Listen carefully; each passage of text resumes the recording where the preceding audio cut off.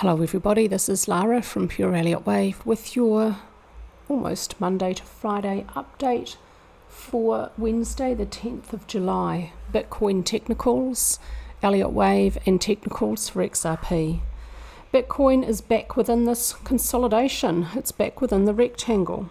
I moved the lower edge of the consolidation down to the lows of the candlestick of the 1st and the 2nd of May to be really conservative because rectangles commonly have false breakouts. The breakout, well, it wasn't a breakout because price didn't close below it for the 5th of July. There was just a bullish long lower wick well below support. The 6th of July, price moved well back into the rectangle. On the 7th, the price did close below the lower edge of the rectangle, and I said I wanted to see 2 or 3 days of downward movement away from that breakout before we could rule out another false breakout. But 2 days later, for the 9th of July, price is back within that rectangle area. It looks like the break below on the 7th of July was another false breakout. Price looks like it's likely to be returning back within the rectangle. So let's see how oversold and extreme things got down here. There is a very, very bullish long lower wick for the 5th of July, suggesting that at least for the short term, this low may remain intact. I want to see price break back above resistance at 60,700, move back into the main area of the rectangle before I have real confidence that an upward swing, at least to resistance at 71,500 to 73,100, is likely to continue.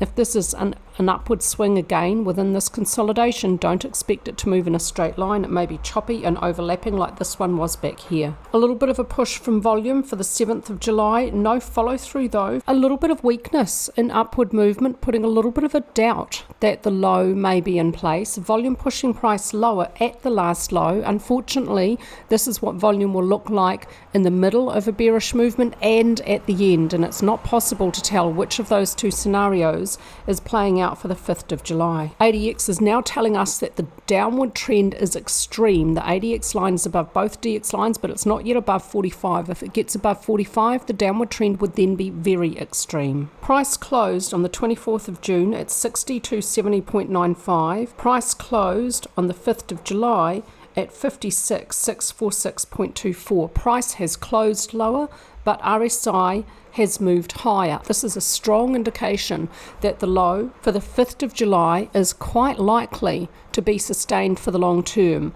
But we could still see a lower low from price and double bullish divergence develop between price and RSI before a final low is found. That's the risk to this analysis at this time. No bullish divergence between price and money flow though. There's also bullish divergence between price and stochastics. So there's some reasonable indication that the low for the 5th of July could remain intact, but the risk is we could see one more low before the low is finally found. I do expect it's going to be already in or very, very soon. However, I am still expecting the bigger picture for Bitcoin to be very, very bullish for the rest of this year. My main Elliott Wave count for XRP now expects a second wave correction may have completed as a triple zigzag W, X, Y, X, Z. If the Z continues lower, it may not move beyond the start of 1. Intermediate 2 may not move beyond the start of 1 below 0.2794.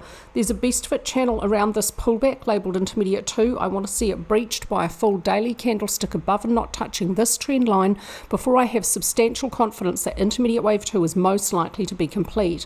The last completed weekly candlestick has a very bullish long lower wick. This is a hammer candlestick pattern, and so far for the week beginning 7th of July we might be seeing another hammer candlestick pattern.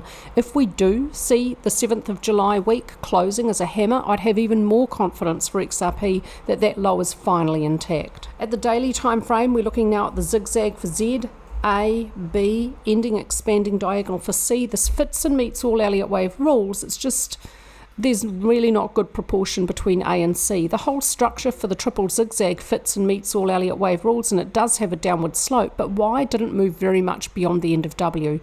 It's okay, meets all Elliott Wave rules, it's just not the most typical looking, but XRP just doesn't always have really typical looking Elliott Wave structures, so there is that. Technicals for XRP. The session of the 5th of July also has a very, very strong bullish long lower wick. This is a strong hammer candlestick pattern, still finding support about 0.40 cents.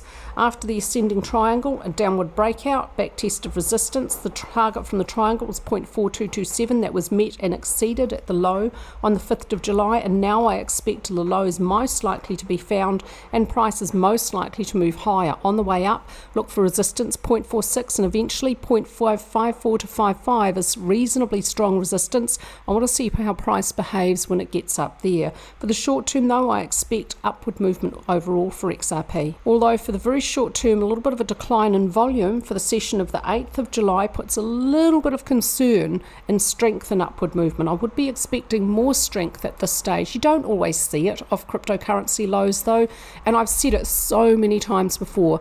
This is a big reason why the cryptocurrency lows are so very, very difficult to identify, and it's often not until some weeks after that low has been formed that you can really have confidence that it's going to remain intact. You really do have to be very, very patient and manage your risk very carefully around crypto lows. ADX is telling us there's a downward trend. It's not yet extreme. RSI reached oversold for the 4th of July. It could reach oversold again and exhibit bullish divergence before the final low is found though, so there's a risk. Money flow is still neutral. It didn't reach oversold.